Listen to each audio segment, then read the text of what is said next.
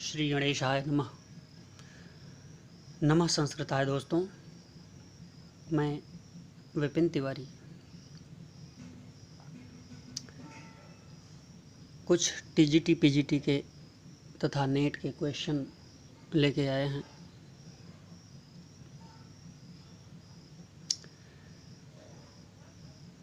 जो परीक्षोपयोगी है, आपके टीजीटी परीक्षा हो, पीजीटी हो या यूजीसी नेट की परीक्षा हो, सबके लिए महत्वपूर्ण है। प्रश्न नंबर 1 है, कालिदास की रचना है अभिज्ञान शाकुंतलम, महावीर चरितम, उत्तर रामचरितम, मृच्छकटिकम। दोस्तों,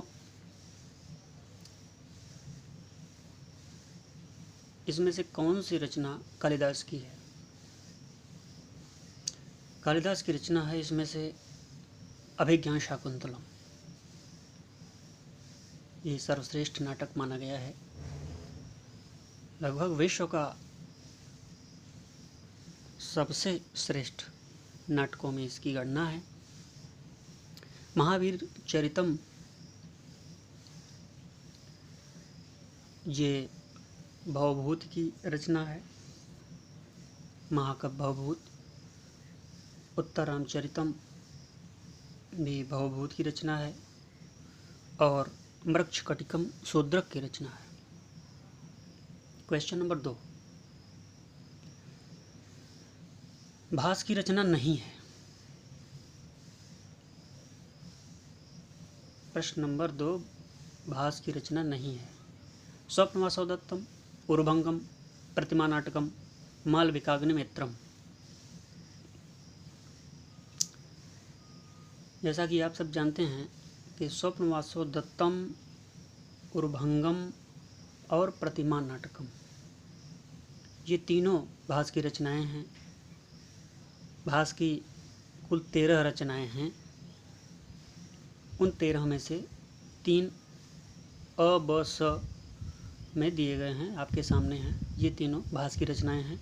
और मालविकाग्निमित्रम ये रचना है कालिदास की, जो कि बहुत रम्य तरीके से इन्होंने बनाया है इसे। तो इस प्रश्न का उत्तर मालविकाग्निमित्रम है, क्योंकि इसमें प्रश्न में पूछा गया है भास की रचना नहीं है। सॉरी दोस्तों। प्रश्न नंबर 3, भवभूत की रचना है उत्तरामचरितम, मालविकाग्निमित्रम, रघुवंशम, मृच्छकटिकम। भवभूत की रचना है।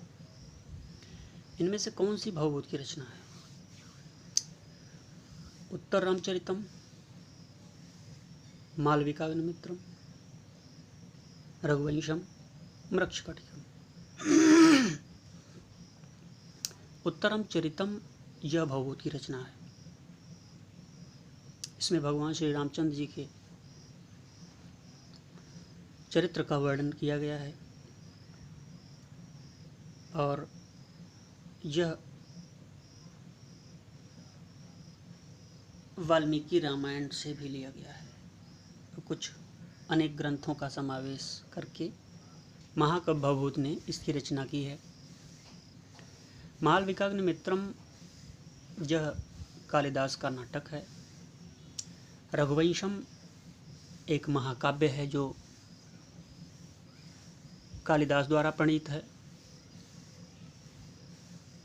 मृच्छकटिकम शूद्रक की रचना है।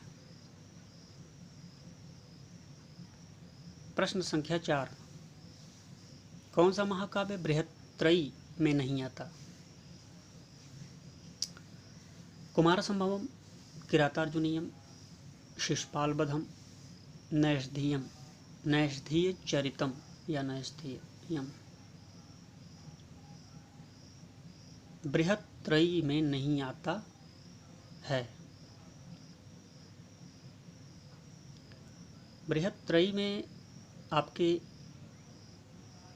3 ही आते हैं सिर्फ, वो हैं किरातार्जुनीयम, शिशुपालवधम और नैषधीय चरितम। इसमें से कुमार संभव नहीं आता। कुमार संभवम रचना है कालिदास की। महाकवि कालिदास ने 2 महाकाव्य रचे हैं, रघुवंशम और कुमार संभवम। 19 सर्गों में रघुवंशम की रचना की उन्होंने, और कुमार संभवम दूसरा महाकाव्य 17 सर्गों में विभाजित है। तो इस प्रश्न का उत्तर अ यानी कुमार संभवम होगा। प्रश्न संख्या 5, लघुत्रयी में कौन सा काव्य नहीं आता है? लघुत्रयी में कौन सा काव्य नहीं आता है? कुमार संभवम, रघुवंश, मेघदूत, किरातार्जुनीयम। लघुत्रयी में कौन सा काव्य नहीं आता? लघुत्रयी में तीनों महाकवि कालिदास की रचनाएं हैं, जो कि रघुवंश, मेघदूत और कुमार संभव। ये तीनों रचनाएं महाकवि कालिदास की हैं।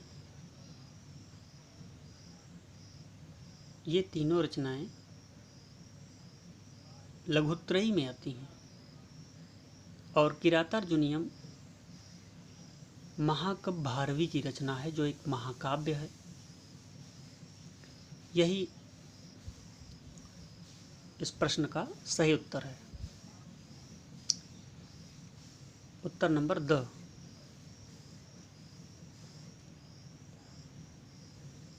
मेघदूतम जो है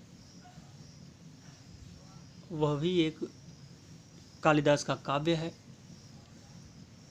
जो 2 भागों में बटा हुआ है, उत्तर मेघ और पूर्व मेघ। प्रश्न संख्या 6, दीप शिखा किसकी उपाधि विशेष है? भवभूत, कालिदास, भास, वाणभट्ट। तो हम आपको बता दें दोस्तों, दीपशिखा कालिदास की उपाधि विशेष है। इस प्रश्न का उत्तर ब होगा, कालिदास।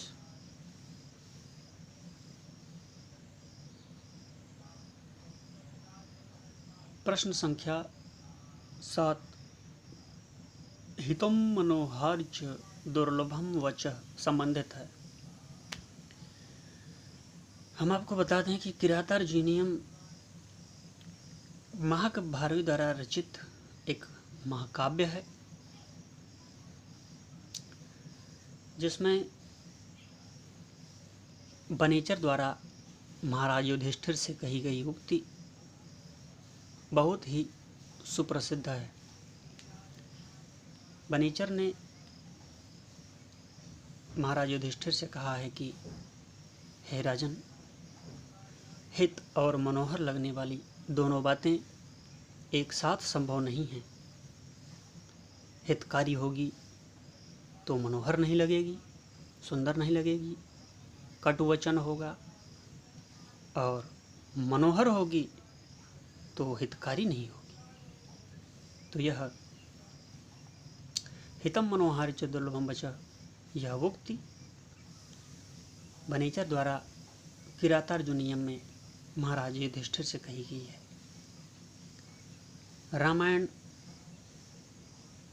वाल्मीकि द्वारा रचित है, जिसमें रामचरित्र का वर्णन है। रघुवंशम महाकवि कालिदास द्वारा रचित एक महाकाव्य है।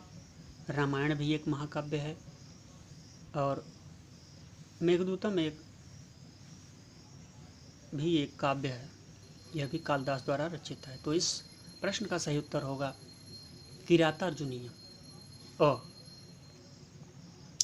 प्रश्न संख्या 8, विश्व की प्राचीनतम भाषा है हिंदी, अंग्रेजी, संस्कृत तथा मराठी। कौन सी है? विश्व की प्राचीनतम भाषा, सबसे प्राचीन भाषा संस्कृत है।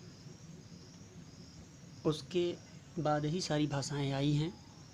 अतः यह कहा जा सकता है कि संस्कृत भाषा सभी भाषाओं की जननी है।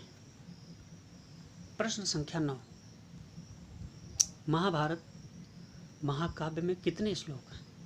महाभारत महाकाव्य में कितने श्लोक हैं? 1 लाख, 2 लाख, 3 लाख, 4 लाख। तो दोस्तों, हम आपको बता दें कि महाभारत एक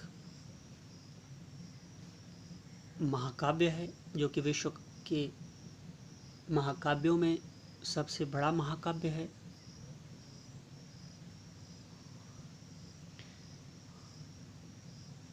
रामायण महाकाव्य इससे भी प्राचीनतम महाकाव्य है।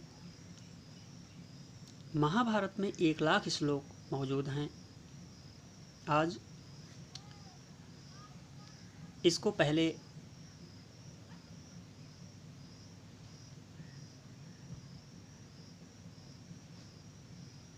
दूसरे नाम से जाना जाता था।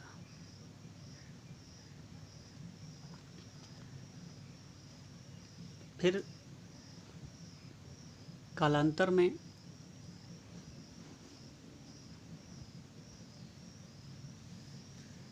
जय संहिता के नाम से जाना गया, जिसमें लगभग 8800 श्लोक थे सिर्फ। उसके बाद में यह भारत के नाम से जाना गया। फिर श्लोकों की संख्या इसकी काफ़ी बढ़ गई। उत्तरोत्तर में यह महाभारत के नाम से प्रसिद्ध हुआ, जिसमें 1 लाख श्लोक मौजूद हैं और आज 1 लाख श्लोक पर ही है। तो इस प्रश्न का राइट आंसर होगा ए, 1 लाख श्लोक। प्रश्न संख्या 10, महावीर चरितम किसकी रचना है? महावीर चरितम किसकी रचना है? भवभूत, भास, कालिदास, वाल्मीकि।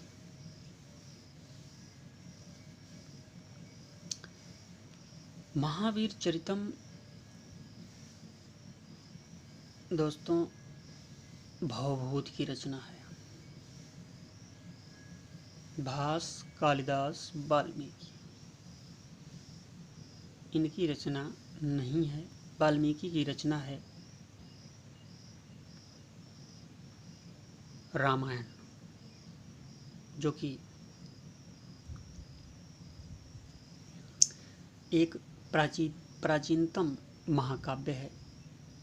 विश्व का प्राचीनतम महाकाव्य वाल्मीकि रामायण को कहा जा सकता है। कालिदास द्वारा रचित मौजूद कई ग्रंथ हैं। 2 महाकाव्य रघुवंशम और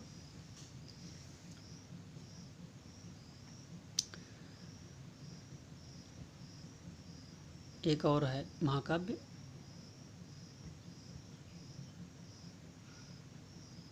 और 3 नाटक हैं।